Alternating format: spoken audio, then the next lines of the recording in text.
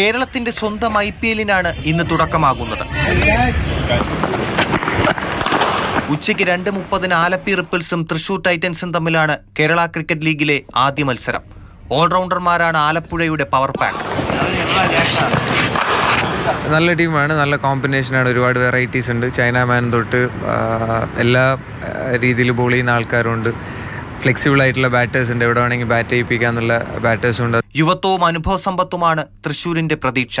ഉഗ്രൻ ടീമാണ്, നമ്മൾ നല്ല ബാലൻസ് ടീമാണ് with good group of youngsters. അതിൻ്റെ കൂടെ എക്സ്പീരിയൻസ് പ്ലെയേഴ്സും ഉണ്ട്. ഉദ്ഘാടന ചടങ്ങിന് ശേഷം രാത്രി 7:45 ആതിഥേയരായ ട്രിവാൻഡ്രം റോയൽസും കൊച്ചി ബ്ലൂ ടൈഗേഴ്സും തമ്മിലാണ് രണ്ടാമത്തെ മത്സരം.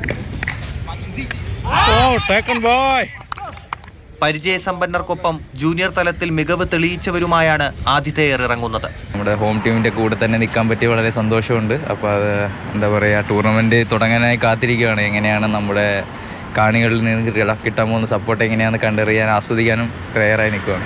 അണ്ടർ-19 ഇന്ത്യൻ താരം മുഹമ്മദ് ഇനാൻ ഉൾപ്പെടെയുള്ള ഓൾറൗണ്ടർമാരാണ് കൊച്ചിയുടെ നട്ടെല്ല്. ഓപ്ഷൻ സമയത്താണ് നമ്മൾ സംസാരിച്ചിരുന്ന ഒരാളാണ് ഇനാൻ എന്ന് പറയുന്നത്. എന്താ പറയുക, ഇപ്പോൾ നമുക്ക് അവൻ അണ്ടർ-19 ഇന്ത്യൻ ടീമിൽ വരുന്നു. അപ്പോൾ അവൻ്റെ ഒരു കോൺഫിഡൻസ് ഭയങ്കര ഹൈ ആയി. അപ്പോൾ നമ്മുടെ ടീമിന് അത് ഭയങ്കരമായിട്ട് ഗുണം ചെയ്യും. സെപ്റ്റംബർ 16 വരെയാണ് ലീഗ് മത്സരങ്ങൾ. 17-ന് സെമിയും 18-ന് ഫൈനലും നടക്കും. മത്സരങ്ങൾ കാണാൻ പ്രവേശനം സൗജന്യമാണ്. മാതൃഭൂമി ന്യൂസ്, തിരുവനന്തപുരം.